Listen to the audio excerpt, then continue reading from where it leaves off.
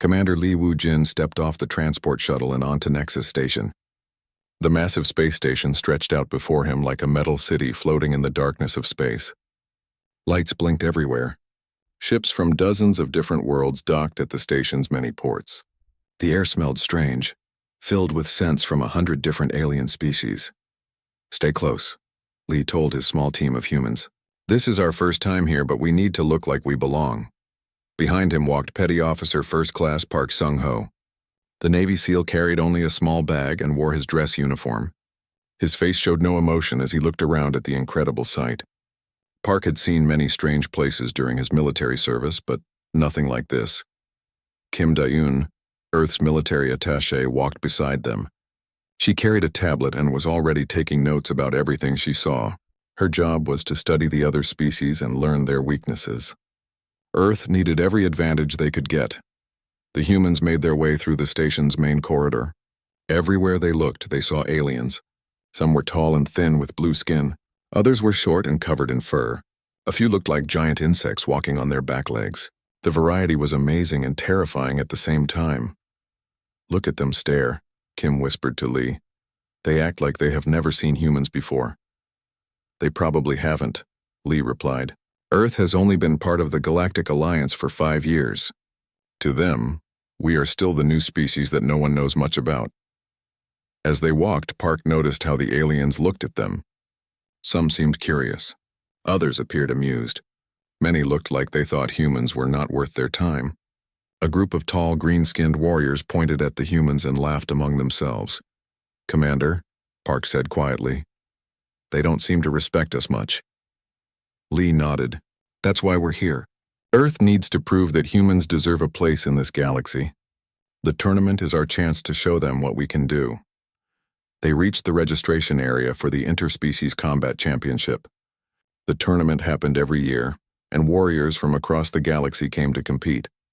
It was not just about fighting. It was about honor and proving which species were the strongest. A 4-armed alien sat behind the registration desk. It looked bored as it processed paperwork for the different competitors. When the humans approached, it barely looked up. "Species?" the alien asked in a flat voice. "Human. From Earth," Li answered. The alien's 4 eyes suddenly focused on them. It looked surprised, then started laughing. The sound was harsh and unpleasant. "Humans? You're serious?" The alien called to its co-workers in a language the humans could not understand. Soon several other aliens were looking at them and laughing too. Park's jaw tightened slightly, but he said nothing. Kim made more notes on her tablet. Li kept his expression calm and professional. "Yes, we're serious," Li said firmly. "Petty Officer Park here is our representative." The alien looked at Park from head to toe. Park stood 6 feet tall and was in excellent physical condition. But compared to many of the alien warriors around the station, he looked small and weak. "Well, this should be entertaining," the alien muttered as it handed them their paperwork. "Your fighter is registered. Try not to get killed too quickly. The crowd likes a good show." As they walked away from the registration desk, Kim shook her head in disgust. "Did you hear how it talked to us?" "I heard," Li replied. "Let them underestimate us. It might work in our favor." They made their way to the viewing area where they could watch other competitors train. The training hall was enormous, with different sections for different types of combat. In one corner, massive creatures that looked like bears but stood on 2 legs practiced with weapons that could cut through steel. In another area, quick and graceful aliens moved so fast they were almost invisible. Park watched everything carefully. He studied how each species moved and fought. He memorized their strengths and weaknesses. This was what made him a good SEAL. He never stopped learning and adapting. "Those are Craxians," Kim said, pointing to the bear-like creatures. "They're known for their incredible strength and their bad tempers. That big one there is Vex Gorath. He's won this tournament for the past 7 years. Vex Gorath stood nearly 7 feet tall. His muscles were huge and his green scales looked like armor. When he swung his practice weapon, it made a sound like thunder. Other aliens gave him plenty of space and watched him with obvious respect and fear. "He doesn't look friendly," Park observed. "He's not," Kim replied, reading from her tablet. "According to my research, Craxians believe that might makes right. They think weaker species exist only to serve the strong. Gorath has never lost a fight." As if he could hear them talking about him, Gorath turned and looked directly at the human group. His yellow eyes focused on Park. A slow, cruel smile spread across his face. He said something to the other Craxians, and they all started laughing. Park met Gorath's stare without flinching. He had faced dangerous enemies before. The alien was big and strong, but Park had fought bigger and stronger opponents and won. The betting pools are already open, Kim continued. Want to guess what the odds are against humans? I'm afraid to ask, Lee said. 10,000 to 1.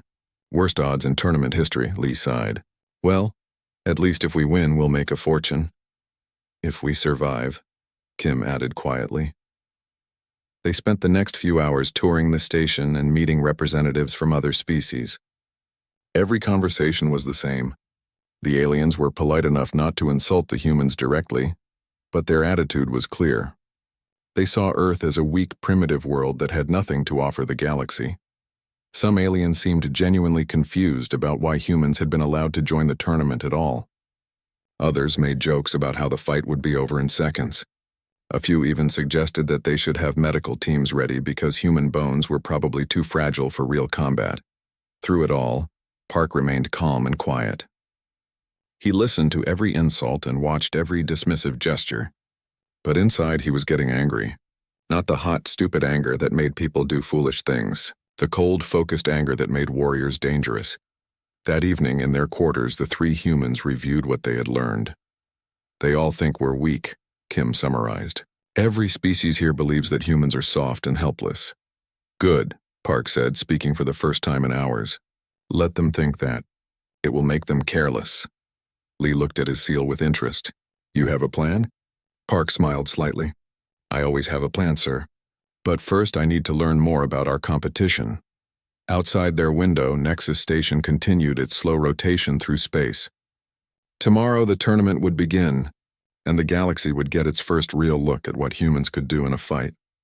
None of the aliens suspected that they were about to learn a very important lesson about underestimating Earth's warriors. The next morning brought the official opening ceremony for the Interspecies Combat Championship. The main arena filled with thousands of aliens from across the galaxy. Their voices created a noise like thunder as they talked and laughed together. Park Sung-ho sat with Commander Lee and Kim Do-yoon in the section reserved for Earth's delegation. Around them, the seats were mostly empty. Only a few curious aliens had bothered to sit near the humans, and they spent most of their time staring at them like they were looking at animals in a zoo.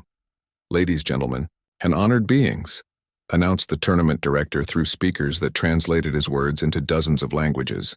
Welcome to the 347th Annual Interspecies Combat Championship. The crowd roared with excitement. Banners and flags from different worlds waved throughout the arena. The humans had brought a small Earth flag, but it looked tiny compared to the massive displays from other species. One by one, the tournament director introduced each species and their champion. The Craxians received the loudest cheers when Vex Gorath walked into the arena. He raised his massive arms above his head and flexed his muscles. The crowd went wild with excitement. And finally, the director said, his voice becoming less enthusiastic, "From the planet Earth we have the humans. Their representative is Park Sung-ho." A few polite claps echoed through the arena, but most of the audience remained silent. Some aliens actually booed. Park stood up and waved briefly, then sat back down. He looked completely calm, as if the crowd's reaction did not bother him at all. That was embarrassing, Kim whispered. It could have been worse, Lee replied. At least nobody threw anything at us. After the ceremony, the competitors were allowed to use the training facilities to prepare for the tournament. Park made his way to one of the smaller practice areas while Lee and Kim watched from the observation deck. The training hall was divided into sections for different types of combat. Park chose a quiet corner where he could work on his techniques without drawing too much attention. He began with simple exercises, stretching, basic movements, and practice strikes. Other competitors glanced at him occasionally, but none seemed impressed. To them, Park looked like he was doing a gentle dance rather than serious combat training. They had no idea they were watching a warrior who had trained for years to be one of the deadliest fighters on Earth. Meanwhile, in the main training area, Vex Gorath was putting on a show. He lifted weights that would crush most beings. He punched practice targets so hard they cracked and split. Every few minutes, he would look over at Park and laugh loudly. Look at the little human. Gorath called out to the other Craxians. Is he exercising or taking a nap? The other Craxian warriors laughed with their champion. They began making jokes about humans being too weak to lift their own weapons. Their voices carried across the training hall, and soon aliens from other species were joining in the mockery. Park heard every word, but he continued his training without showing any reaction. Kim, watching from above, was taking notes furiously on her tablet. What are you writing? Lee asked. Everything, Kim replied. I'm studying how they move, how they think, and most importantly, how they underestimate us. Look at Gorath. He's strong, but he's also arrogant. He telegraphs every move he makes. He's used to winning through pure strength, so he's never learned to be subtle or strategic. Lee nodded. And the others? Same problem, different variations. The Velthari are fast, but they depend too much on their speed. The Korthak have good technology, but they don't adapt well when their plans don't work. Every species here has strengths, but they also have weaknesses they don't know about. Down in the training area, a group of tall, blue-skinned aliens approached Park. They were Zephyrians, known for their intelligence and diplomatic skills. Excuse me, human, one of them said politely. We are curious about your training methods. They seem very different from what we expected. Park stopped his exercises and turned to face them. Different how? Well, the Zephyrian continued. We expected something more aggressive, more violent. Your movements look almost peaceful. That's the point, Park replied calmly. True strength doesn't need to show off. It just needs to be ready when the time comes. The Zephyrians looked at each other with confusion. They had never heard a warrior talk like this before. In their experience, fighters were always eager to demonstrate their power and intimidate their opponents. But how will anyone know you're dangerous if you don't act dangerous? Another Zephyrian asked. Park smiled slightly. They'll find out when it matters. The Zephyrians walked away, more puzzled than before.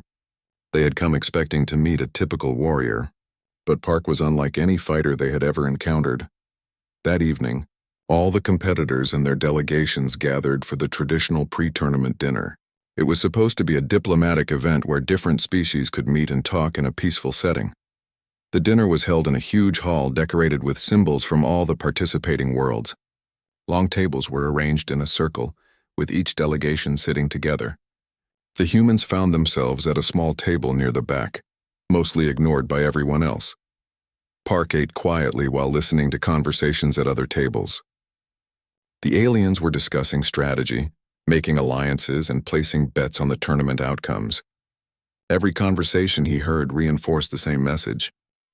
Nobody expected humans to last more than a few minutes in actual combat. I heard the medical team is taking special precautions for the human fighter, said a voice from a nearby table. Apparently, human bones break very easily. Why did they even let humans compete? Asked another voice. It seems cruel to let them get hurt so badly. Maybe it's for entertainment, came the reply. The crowd always enjoys watching a quick, easy victory. Kim was getting angrier with each comment she overheard. Her face was turning red and her hands were clenched into fists. Lee put a gentle hand on her arm to calm her down. Let them talk, he said quietly. Tomorrow they'll see what a human can really do. But Park seemed completely unaffected by the insults and mockery. He finished his meal calmly and even nodded politely when aliens at other tables looked his way. His behavior puzzled many of the observers, who expected him to either get angry or show fear. Across the hall, Vex Gorath was holding court at the Craxian table. He was telling stories about his previous victories and describing in graphic detail how he planned to defeat each of his opponents in the upcoming tournament. And when I face the human, Gorath said loudly, making sure his voice carried across the hall, I will try to make it last at least 30 seconds. It would be disappointing if the fight ended too quickly. The other Craxians roared with laughter. Aliens at nearby tables joined in. And soon half the hall was laughing at the idea of a human lasting 30 seconds against the champion. Park heard every word, but his expression never changed. He simply continued eating his dinner as if nothing had happened. This calm reaction frustrated Gorath, who was used to seeing fear in his opponent's eyes. As the evening continued, the mockery and jokes about humans became more frequent and more cruel. Aliens began making bets about how quickly Park would be defeated. Some suggested that Earth should withdraw from the tournament to avoid embarrassment. Through it all, Park remained perfectly calm and polite. He thanked the servers for his food, nodded respectfully to other competitors who looked his way, and even smiled when spoken to directly. But Kim noticed something that the aliens missed. Park's eyes were constantly moving, watching, studying every person in the room.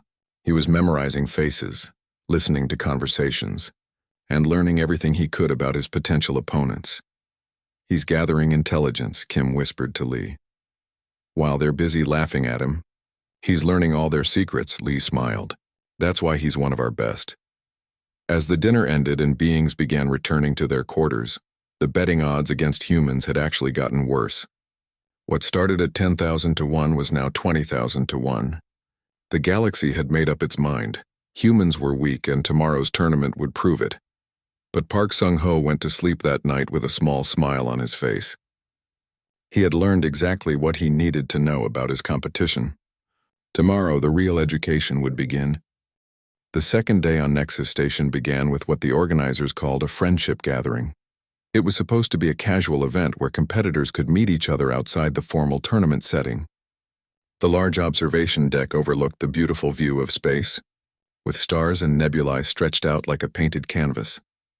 Park Sung-ho stood near one of the large windows, quietly watching a distant planet rotate slowly below the station. He wore simple civilian clothes instead of his uniform, trying to blend in with the crowd. Around him, aliens from dozens of species talked and laughed together.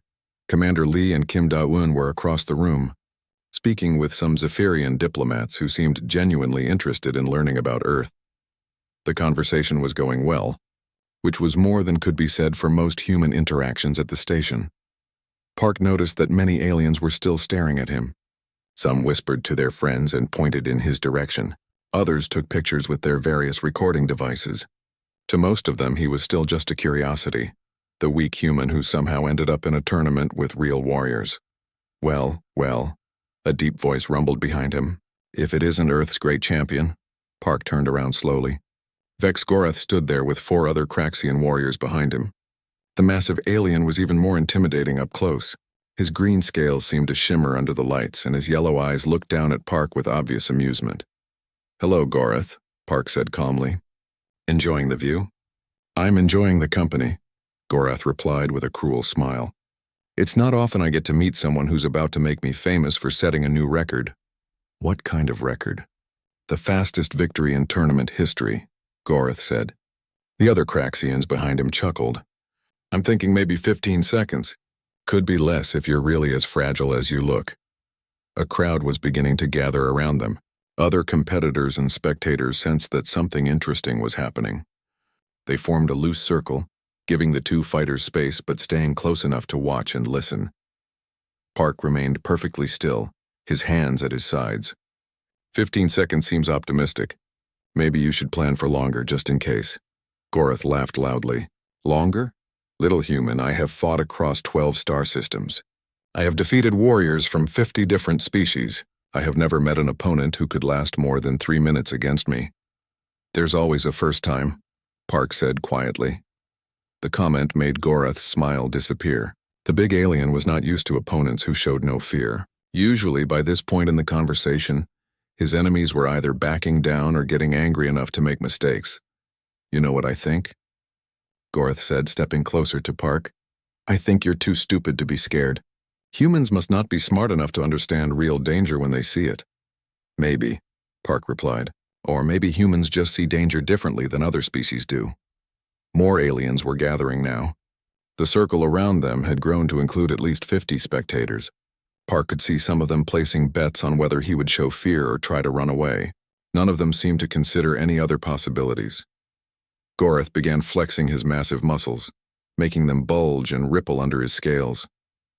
It was an intimidation display that had worked on countless opponents before. His biceps were as thick as Park's waist. His hands could easily wrap around a human's neck. "Look at these arms," Gorath said loudly enough for everyone to hear. "Each one is stronger than your entire body.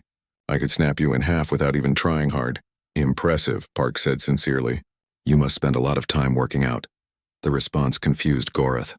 He had expected fear, anger, or at least some kind of emotional reaction. Instead, Park sounded like he was making polite conversation at a dinner party. "Are you mocking me, human?" Gorath demanded. "Not at all. Physical fitness is important for any warrior. I respect the dedication it takes to build that kind of strength. Gorth's confusion was turning into anger. Nothing he said seemed to affect the human at all. Park just stood there calmly, as if they were discussing the weather instead of the fact that Gorth planned to crush him like an insect. "Maybe you don't understand what's going to happen to you," Gorth said, his voice getting louder and more threatening. "When we fight, I'm not going to just defeat you. I'm going to break every bone in your pathetic little body. I'm going to make you scream and beg for mercy while the whole galaxy watches." The crowd murmured with excitement. This was the kind of dramatic confrontation they had come to see. Some aliens were already recording the encounter to share with friends back home. Park's expression remained unchanged. "That sounds unpleasant." "Unpleasant?" Gorth roared. "It's going to be agony beyond anything your weak species has ever experienced. And after I'm done with you, maybe I'll visit your homeworld and show the rest of your kind what real power looks like." For the first time since the conversation began, something flickered in Park's eyes. It was subtle. Most of the watching aliens missed it entirely. But Gorth was focused on Park's face, looking for any sign of the fear he expected to see. What he saw instead was something much more dangerous. For just a moment, Park's calm mask slipped, and Gorth glimpsed the cold, controlled violence that lay underneath. It was like looking into the eyes of a predator that had been pretending to be prey. But the moment passed so quickly that Gorth convinced himself he had imagined it. Humans were weak and peaceful, everyone knew that. There was no way this small, quiet man could pose any real threat to a Craxian warrior. "Nothing to say?" Gorth taunted.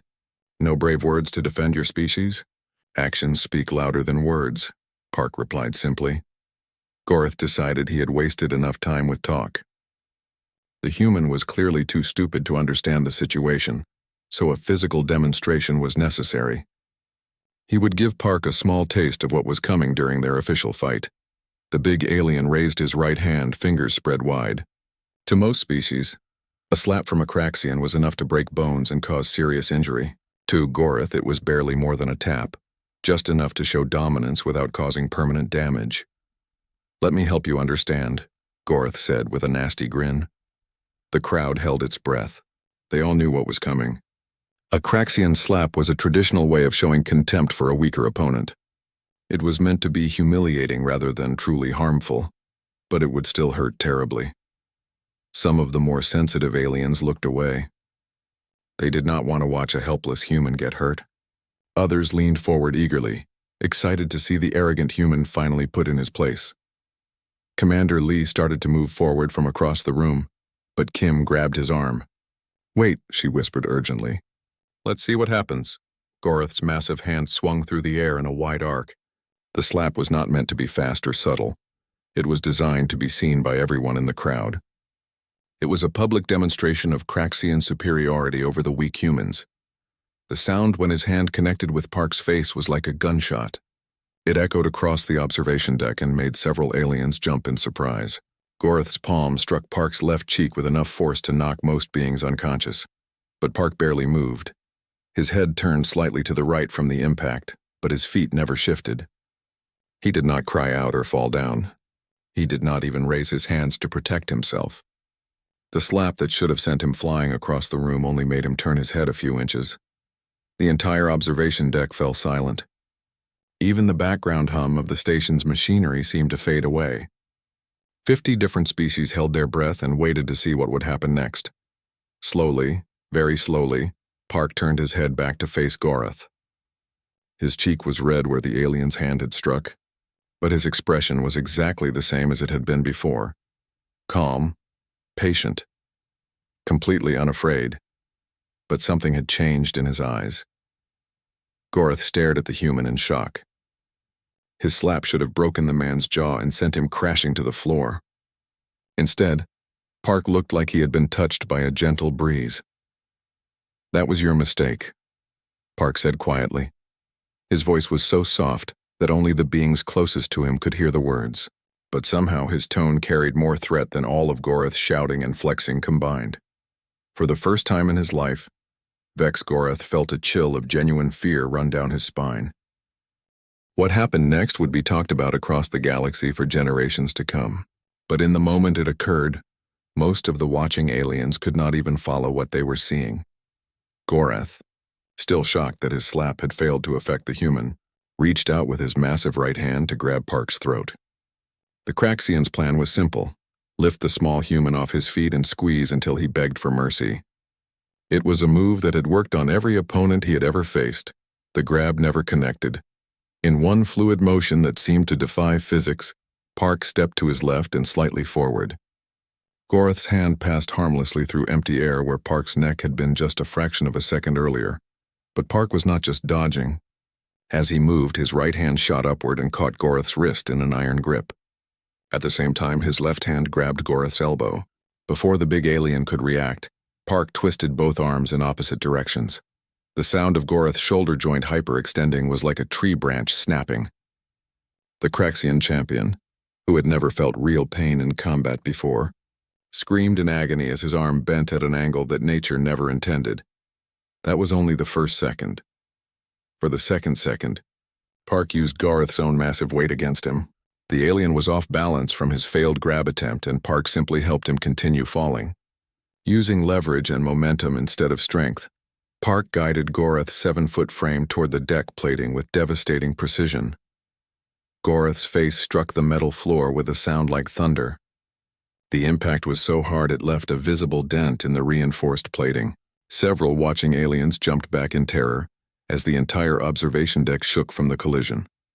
The Craxian champion, undefeated for 7 years and feared across 12 star systems, was now face down on the floor with blood streaming from his broken nose. But Park was not finished. The third second was the most terrifying of all. Before Gorath could even begin to understand what had happened to him, Park had smoothly transitioned into a rear naked choke. His right arm wrapped around the alien's thick neck while his left hand locked behind Gorath's head. The chokehold was positioned perfectly to cut off blood flow to the brain. Gorath tried to use his massive strength to break free, but he quickly discovered that strength meant nothing when you could not breathe. His powerful muscles were useless when oxygen was not reaching them. Panic set in as his vision began to blur. The mighty Craxian warrior found himself on his knees, gasping desperately for air that would not come. His hands clawed weakly at Park's arms, but the human's grip was like steel cables, impossible to break or move. The entire confrontation had lasted exactly 3 seconds. 50 aliens stood in stunned silence, trying to process what they had just witnessed. The human had moved so fast and so precisely that many of them had missed the actual techniques. All they saw was Gorath reaching for Park's throat. Then suddenly the champion was on the ground begging for air. Several Korthak warriors reached for their weapons, convinced that Park must have used some kind of hidden technology. The idea that a human could defeat a Craxian with bare hands was impossible to accept. But Commander Lee's security detail was already in motion. The 4 other Earth soldiers had positioned themselves strategically around the observation deck before the confrontation even began. Now they stood ready, hands near their own weapons, making it clear that any escalation would be met with overwhelming force. "Nobody moves," Lee called out in a voice that carried absolute authority. "This is between the 2 of them." Kim was frantically taking video of everything with her tablet. She knew that this moment would change how the galaxy viewed humanity forever. But she also knew that some aliens would never believe the recording unless they saw it happen with their own eyes. Park maintained the chokehold just long enough to demonstrate complete control. Gorath's struggles grew weaker as his oxygen-starved brain began to shut down. The proud warrior who had never known defeat was seconds away from losing consciousness. Then, showing the discipline that separated a trained soldier from a simple brawler, Park released the hold. Gorath collapsed forward onto his hands and knees, gasping and choking as air rushed back into his lungs. His vision was full of bright spots and his ears were ringing from the lack of oxygen. For several long moments he could not even remember where he was. Park stood up calmly and straightened his shirt. To anyone watching, he looked like he had just finished a light exercise routine. There was no heavy breathing, no signs of strain or effort. He appeared completely unaffected by what had just occurred. The silence stretched on for nearly a full minute. Aliens who had been excited to watch a human get humiliated now stood in shock. Their entire understanding of human capabilities had just been shattered in 3 seconds. Finally, Park extended his hand toward Gorath. offering to help the fallen champion back to his feet. The gesture was seen by every being on the observation deck. It was an offer of respect from one warrior to another. Park was showing that he held no grudge against an opponent who had been defeated fairly. But Goreth, still gasping and disoriented, could only stare at the offered hand in terror. This human had just done something that should have been impossible. The small, quiet man had taken apart the galaxy's most feared warrior like he was dismantling a piece of broken machinery. "How?" Goreth whispered, his voice barely audible. "How did you do that?" "Training," Park replied simply. "Discipline, and the willingness to learn from every fight whether you win or lose." Slowly, carefully, Goreth reached up and grasped Park's hand. The human pulled him to his feet with surprising gentleness, supporting the bigger alien until he was steady enough to stand on his own. The crowd began to murmur as the shock wore off, and the implications of what they had witnessed began to sink in. Conversations started in dozens of different languages. Urgent messages were being sent to homeworlds across the galaxy. A small group of Velthari warriors pushed through the crowd to get a closer look at Park. These aliens were known for their speed and agility in combat. They had watched the confrontation with professional interest, and what they saw terrified them. "Impossible," one of them whispered. "No being moves that fast without enhancement." "The precision was perfect," another added. Every movement served a purpose. There was no wasted motion at all. A Zephyrian diplomat who had been recording the encounter played back the video in slow motion. Even slowed down, Park's movements were almost too fast to follow.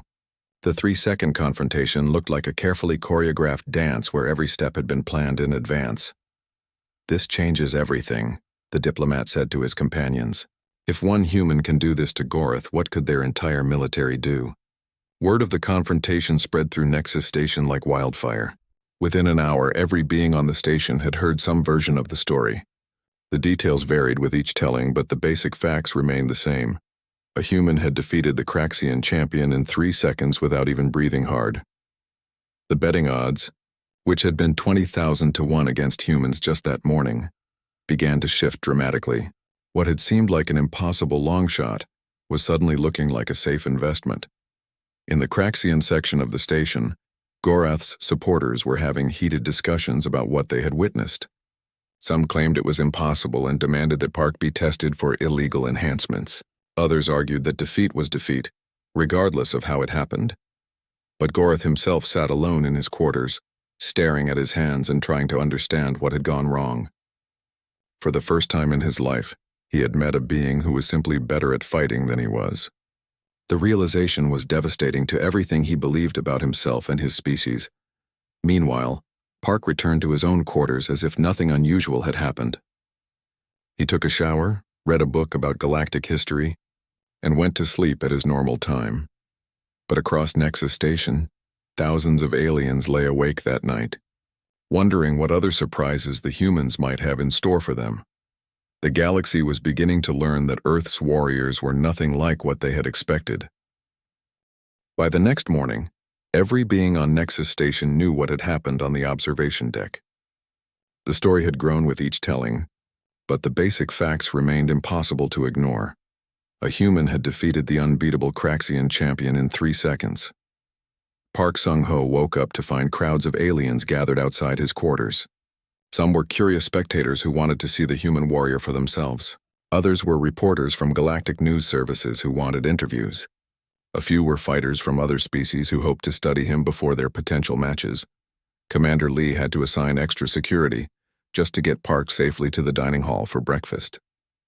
As they walked through the station corridors, aliens stopped what they were doing to stare. Some pointed and whispered. Others took pictures. A few actually bowed respectfully as Park passed. "This is unreal," Kim Da-eun said as she watched the reactions around them. "Yesterday they were laughing at us. Now they act like Park is some kind of legend." "News travels fast in space," Lee replied, "and good news travels even faster." In the dining hall, Park noticed that the atmosphere had completely changed. Before yesterday, other competitors had ignored the human delegation entirely. Now every table was stealing glances in his direction. Conversation stopped when he walked by, then resumed in hushed tones after he passed. The most dramatic change was at the betting stations. The electronic displays that showed odds for the tournament were constantly updating as more beings placed their wagers. What had started as 20,000 to 1 against humans was now down to even money. Some species were betting heavily on Park to win the entire tournament. Others were placing more conservative bets that he would at least make it past the first round. But nobody was betting against humans anymore. The risk was too great after what they had witnessed. A group of Zephyrian scholars approached Park's table during breakfast. They were known throughout the galaxy for their intelligence and their careful study of other species. "Excuse us, Warrior Park," their leader said politely. "We hope we are not interrupting, but we have some questions about human combat techniques." "I'm listening," Park replied, setting down his cup of coffee. "What we witnessed yesterday seemed to defy our understanding of physics," the scholar continued.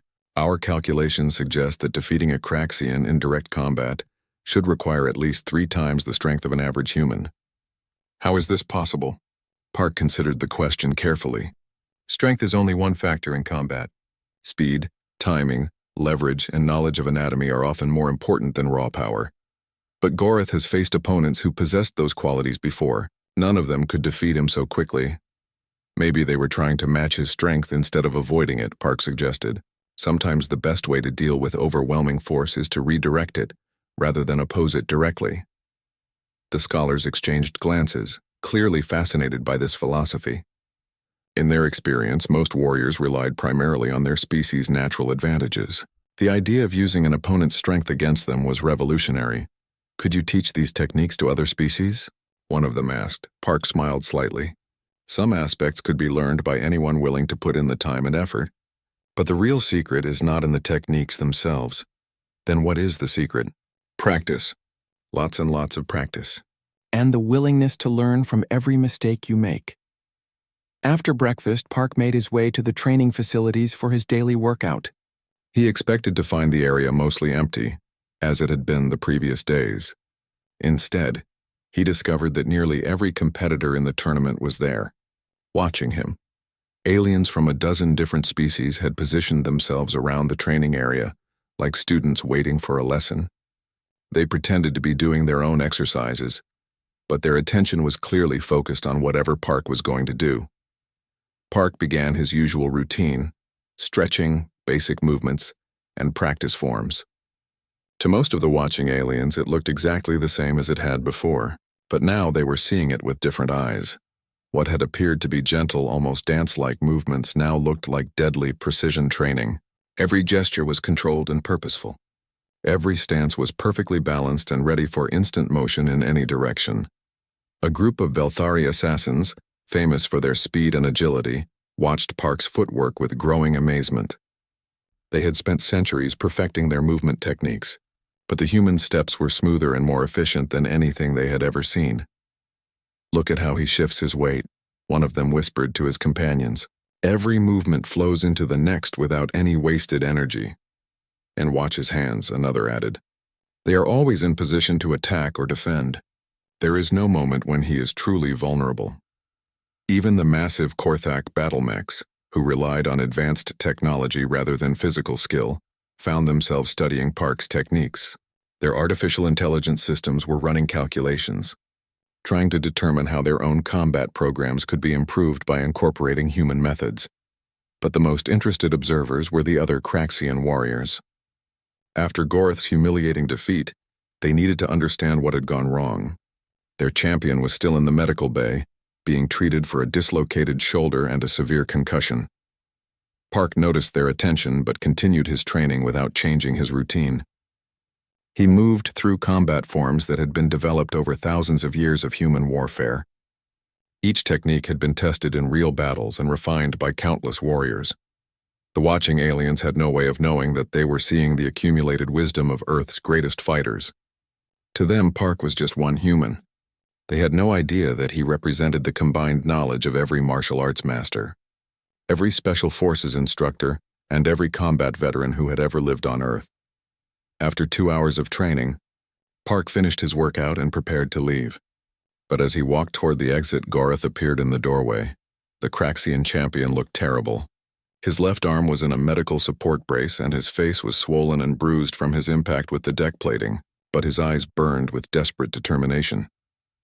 Human, Gorath called out, his voice loud enough for everyone in the training area to hear. I demand satisfaction. The entire facility fell silent. Every alien stopped what they were doing and turned to watch. This was the moment many of them had been waiting for, the official challenge that would settle the matter once and for all. Park walked slowly back toward Gorath. You want a rematch? I want a formal duel, Gorath replied. Not a lucky accident on an observation deck. A real fight with rules and witnesses and honor. Your shoulder is injured, Park pointed out. You should wait until you heal. I will fight you now with one arm if necessary, Gorath snarled. I will not let it be said that a human defeated the Craxian champion through trickery. Park studied Gorath's face for a long moment. He could see the desperation there, the need to reclaim lost honor. The big alien's pride had been shattered, and he was willing to risk permanent injury to repair it. If that's what you want, Park said finally. But we do this according to human military combat rules, not Craxian tradition. What's the difference? Gorath demanded. Human rules focus on ending the fight as quickly and efficiently as possible. Craxian tradition emphasizes displays of strength and endurance. Under human rules, the fight could be over very quickly. Gorath's laugh was bitter and harsh. It was over quickly last time too, human. At least this way I will have a chance to show what Craxian strength can really do. Park nodded slowly. All right. When do you want to do this? Now, in the main arena with the entire station watching. News of the formal challenge spread through Nexus Station even faster than the original story had. Within an hour, every being on the station knew that Gorath had challenged Park to a formal duel in the main arena. The tournament organizers were in chaos. A formal challenge outside the official competition had never happened before. They had to quickly decide whether to allow the fight and how to handle the thousands of spectators who wanted to watch. Commander Lee found Park in his quarters, calmly reading a book about galactic law. Are you sure about this? Lee asked. You've already proven your point. There's nothing left to prove. There is for him, Park replied, closing the book. Gorath needs this fight more than I do. His entire identity is built around being undefeated. If I don't give him a fair chance to redeem himself, he'll spend the rest of his life believing he lost through bad luck. And if he gets lucky and actually hurts you, Park smiled. Then I'll learn something new about Craxian fighting techniques. Kim entered the room with her tablet, looking excited and worried at the same time. The entire galaxy is watching this now. News networks from 50 different worlds are sending reporters. The betting action is so heavy that it's crashing the station's computer systems. What are the current odds? Lee asked. 3-1 in favor of Park, Kim replied. But they keep changing every few minutes as more information comes in. What kind of information? Military intelligence reports about human combat capabilities. Apparently several species have been doing research into Earth's history since yesterday. What they're finding is making them very nervous. Park raised an eyebrow. What did they find? Everything, Kim said grimly.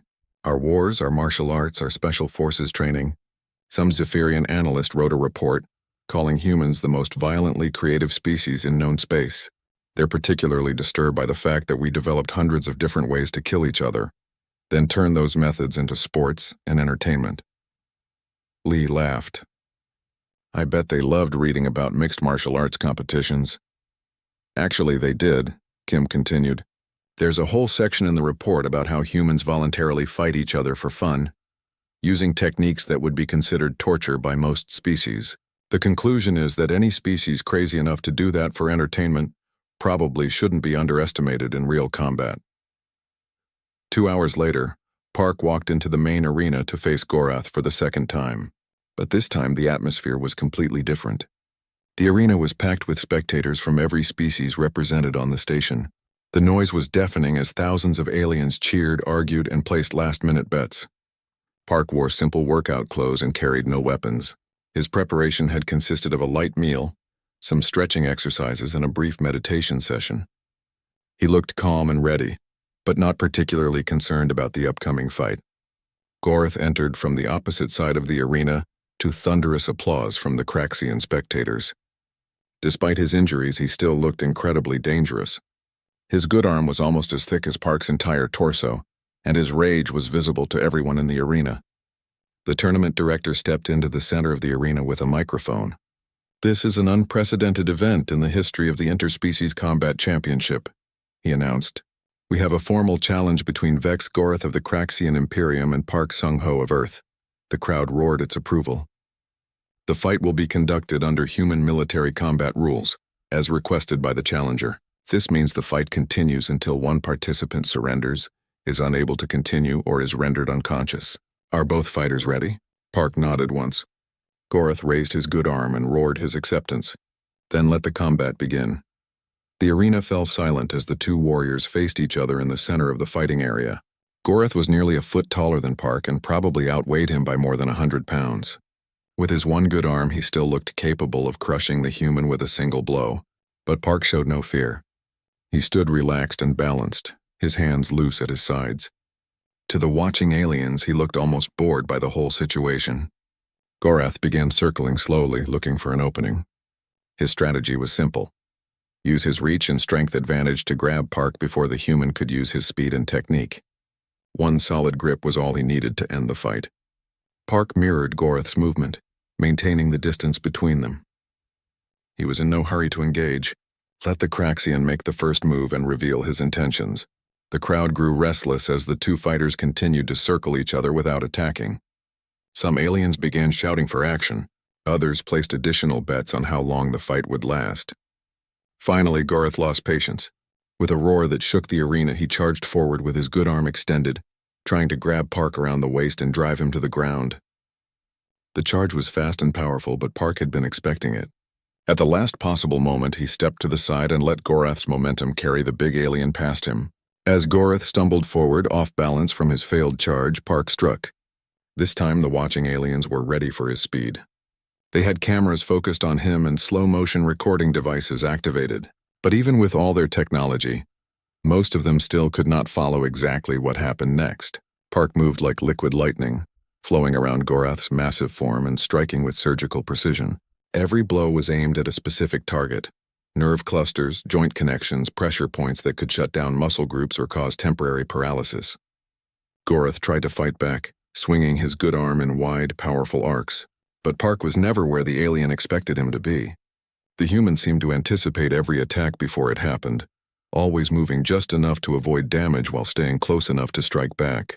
The fight lasted longer than their first encounter, but only because Park was being more careful this time. He did not want to seriously injure an opponent who was already hurt, but eventually Gorath's strength began to fail him. Park's precise strikes had been wearing down the Craxian's ability to fight. Muscles stopped responding properly. Balance became uncertain. Vision began to blur from accumulated impacts to nerve centers. Finally, inevitably, Gorath fell to his knees in the center of the arena. His good arm hung useless at his side, temporarily paralyzed by a strike to the shoulder joint. He gasped for air and struggled to remain conscious. Park stood over him, completely unmarked by the fight. He had not even broken a sweat. The arena was absolutely silent. 50,000 aliens held their breath and waited to see what the human would do next. The silence in the arena stretched on for what felt like hours, but was probably only seconds. Park Sung-ho stood over the fallen Craxian champion, his expression calm and patient. Around them, 50,000 aliens waited to see what would happen next. Gorath knelt on the arena floor, his massive frame shaking with exhaustion and pain. His good arm hung useless at his side, and his vision was blurred from the precise strikes Park had delivered to his nerve centers. The proud warrior who had never known defeat was now completely helpless. But instead of delivering a finishing blow or demanding surrender, Park did something that shocked the entire galaxy. He knelt down beside Gorath and placed a gentle hand on the alien's shoulder. "You fought well," Park said quietly, his voice barely audible to the closest spectators. "You have nothing to be ashamed of." Gorath raised his head with great effort, his yellow eyes filled with confusion and pain. "Why?" he gasped. "Why do you show mercy to someone who wanted to humiliate your entire species?" "Because you're a warrior," Park replied simply. "You fought with honor, even when you were injured. That deserves respect." The exchange was being broadcast across the galaxy, with translation devices carrying Park's words to billions of beings on thousands of worlds. Many species had never heard a victor speak to a defeated opponent with such respect and kindness. Gorath struggled to find words. His entire worldview had been built around the idea that strength was the only thing that mattered. The strong dominated the weak, and the weak served or died. But this human had shown him a different way of thinking. "I do not understand humans," Gorath said finally. "That's okay," Park replied with a slight smile. "Most of the time we don't understand ourselves either." Despite his pain and exhaustion, Gorath managed to laugh at that response. The sound was picked up by the arena's microphones and broadcast to the watching crowds. Then, in a gesture that would be remembered for generations, Gorath did something that no Craxian warrior had ever done before. He bowed his head to Park in a sign of genuine respect and spoke the words that would change everything. "I surrender," he said clearly, making sure his voice carried to every corner of the arena. "Park Sung-ho of Earth is the better warrior. I was wrong about humans. I was wrong about everything." The arena erupted in chaos. Aliens were cheering, arguing, and frantically trying to process what they had just witnessed. The betting systems crashed completely as too many beings tried to collect their winnings at once. But the most dramatic reaction came from the Craxian section of the arena. Gorath's own people were stunned into silence by their champion's words. In their culture, admitting weakness was the ultimate shame, but somehow the way Gorath had done it seemed honorable rather than cowardly. Park helped Gorath to his feet and supported him as they walked toward the medical station together. The image of the small human helping the massive alien was captured by thousands of cameras and would soon be seen on every world in the galaxy. As they reached the edge of the arena, Gorath stopped and turned to face the crowd. "Hear me," he called out, his voice amplified by the arena's sound system. "I have fought warriors from 50 species across 12 star systems. I have never met anyone like this human. Earth's fighters are not what we expected. They are something far more dangerous." The crowd listened in fascination as the galaxy's former champion continued his speech. "We thought humans were weak because they are small. We thought they were cowards because they avoid unnecessary fights. We were wrong about both things. Humans are not weak, they are efficient. They are not cowards. They are smart enough to only fight when they can win." Park tried to get Gorath to sit down and rest, but the Craxian was determined to finish his message to the galaxy. "I challenge any warrior here to face Park Sung-ho in fair combat," Gorath declared. "But know this, if you think strength alone will be enough, you will end up like me. Humans have turned fighting into a science. They study their enemies, they learn their weaknesses, and they exploit every advantage." The medical team arrived and began treating Gorath's injuries. As they worked, Park noticed that the arena was still full of spectators. Nobody seemed willing to leave. They were all waiting to see what would happen next. Commander Lee and Kim Da-yun made their way down to the arena floor. Both looked amazed by what they had witnessed. "That was incredible," Kim said as she reviewed the footage on her tablet. "The fight is already being broadcast on news networks across the galaxy. Earth stock just went through the roof." "What do you mean?" Park asked. "Trade requests, defense treaties, technology exchanges," Lee explained. "Every major power in the galaxy wants to talk to us now. Species that wouldn't return our messages yesterday are begging for meetings today." Over the next few hours, the full impact of Park's victory became clear. The fight had been more than just a combat demonstration. It had been a complete revelation about human capabilities. Military analysts across the galaxy were frantically reviewing everything they knew about Earth's history. What they found terrified and fascinated them in equal measure. Humans had spent thousands of years developing ways to fight each other, creating martial arts, weapons, and strategies that no other species had ever imagined. The Zephyrian Intelligence Service released a report that would become required reading for every military academy in known space. It concluded that humans were potentially the most dangerous species in the galaxy, not because of superior technology or physical advantages, but because of their approach to warfare. Humans treat combat as a puzzle to be solved rather than a test of strength, the report stated. They study their opponents, adapt their tactics, and use every available resource to achieve victory. Most importantly, they never stop learning and improving. The report also noted something that made many species very nervous. Park Sung-ho was just one human. Earth had millions of trained soldiers, and if they were all capable of similar performance, then humanity represented a military force unlike anything the galaxy had ever seen. But perhaps the most significant change was in how other species began to view human behavior. Actions that had seemed weak or cowardly were suddenly reinterpreted as strategic thinking. Earth's reluctance to join military alliances was now seen as confidence rather than fear. A week after the duel, Park received an unexpected visitor in his quarters. Gorath appeared at his door, looking much healthier after his medical treatment. His arm was still in a support brace, but his injuries were healing well. "I have a request," Gorath said without preamble. "I'm listening," Park replied. "Teach me." "Teach you what?" "How to fight like a human. I want to learn your techniques, your philosophy, everything. I have been a warrior for 20 years, but I know nothing about real combat." Park considered the request carefully. It would take years of training. You would have to forget everything you know about fighting and start over from the beginning. "I am willing," Gorath said immediately. "My people are sending a delegation to Earth to request a formal alliance. I want to go with them and train at your military academies." "Why?" Gorath was quiet for a moment before answering. "Because you showed me that there is a difference between being strong and being powerful. I have been strong my entire life, but I was never truly powerful until I learned to respect strength in others." 6 months later, Park Sung-ho returned to Earth as a hero. The tournament he had never finished had been won by a Velthari assassin, but nobody remembered or cared about that result. What mattered was that one human warrior had changed the galaxy's understanding of what Earth could do. The changes were already visible everywhere. Earth's embassies were no longer ignored by alien diplomats. Human merchants received fair treatment in galactic markets. Most importantly, Earth's ships could travel through space without fear of being attacked by pirates or raiders. Park resumed his duties with the Navy SEALs, but he also began teaching classes at the new Interspecies Combat Academy that had been established outside Washington, D.C.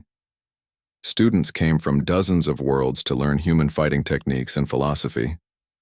His first alien student was Vex Gorath, who had kept his promise and spent a year learning to fight like a human. The former Craxian champion had become one of Park's most dedicated pupils, and eventually one of Earth's strongest advocates in the galactic community.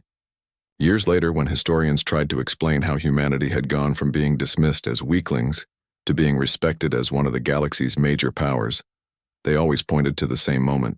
It had taken exactly 3 seconds for Park Sung-ho to defeat the galaxy's greatest champion. But the effects of those 3 seconds would last forever. The galaxy had learned that humans were not the primitive, peaceful species they had appeared to be. They were something much more dangerous. They were warriors who had turned fighting into both an art and a science. And now that the galaxy knew what humans were capable of, everything had changed. Earth's children could finally walk among the stars as equals, knowing that their strength came not from the size of their muscles or the power of their weapons, but from the size of their hearts and the sharpness of their minds. The universe was a big place full of strange and wonderful creatures, but it had learned to make room for humanity, because humans had proven that they deserved their place among the stars. And sometimes, when young beings from across the galaxy heard stories about the legendary human warrior who had changed everything, they would ask their elders the same question: how did he do it? How did one small human defeat the greatest champion in the galaxy? The answer was always the same. He remembered that the biggest victories often come from the smallest actions. And he never forgot that true strength comes from knowing when not to use it. Park Sung-ho had taught the galaxy that humans were not to be underestimated. But more importantly, he had shown them that respect was something that could be earned, even by the smallest and seemingly weakest among them. The stars belonged to everyone now, and humanity had earned its place among them, one fight at a time.